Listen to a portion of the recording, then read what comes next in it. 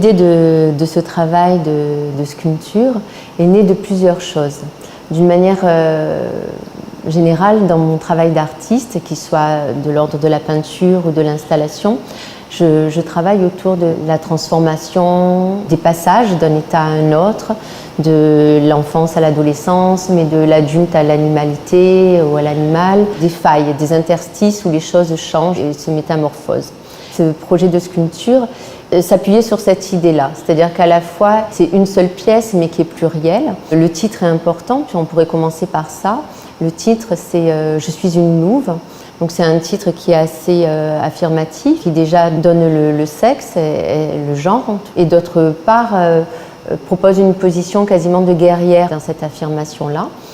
Et puis derrière l'idée de la louve, il y a toute l'iconographie des contes, des légendes, mais aussi des mythologies qui nous ont bercés et qui ont construit notre civilisation. Donc on sait que le loup est porteur de plein de symboles, qu'il est souvent associé à Apollon, qui est souvent associé au soleil, mais on parle moins de la louve. Ceci dit, la louve est porteuse elle aussi d'autres symboles, puisque la louve c'est à la fois la mère d'Apollon et d'Artémis, mais c'est aussi celle qui a allaité Romulus et Rémus, qui est donc la fondatrice quelque part de Rome. Mais c'est aussi la louve qui a nourri Mowgli, donc finalement elle appartient à notre imaginaire collectif de plein de manières différentes. Elle fonctionne comme une double du loup, c'est-à-dire qu'à la fois elle reprend tous les symboles du loup qui peuvent être la fureur, la dangerosité, tout ce qui est effrayant, mais en même temps vient se rajouter à ça, non pas le côté solaire du loup, mais plutôt le côté lunaire de la femme louve, avec tout ce qui a un rapport à la terre, à la grand-mère Gaïa, à la terre nourricière, au fait que la louve ait allaité ses enfants et des enfants humains. Cette expression aussi, défendre ses enfants comme une louve. Ça fait écho un petit peu à tout cet ensemble de choses-là, qui soient à la fois de mythes, de contes, de légendes, mais qui font appel à notre imaginaire collectif,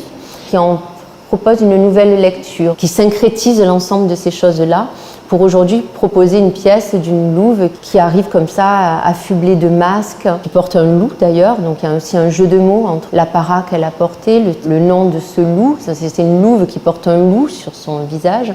et qui se revendique comme étant une femme malgré tout et défendant un territoire qu'elle entend reprendre. Donc il y a peut-être aussi un petit côté féministe dans cette posture-là, de se dire moi aussi j'existe et moi aussi j'occupe cet espace, je le revendique comme étant mien et je le récupère.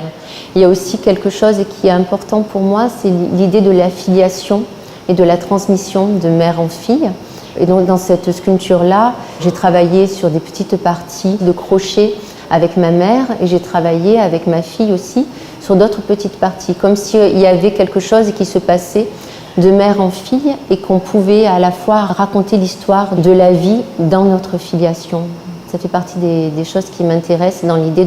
du grandir, de la transformation et des devenirs autres.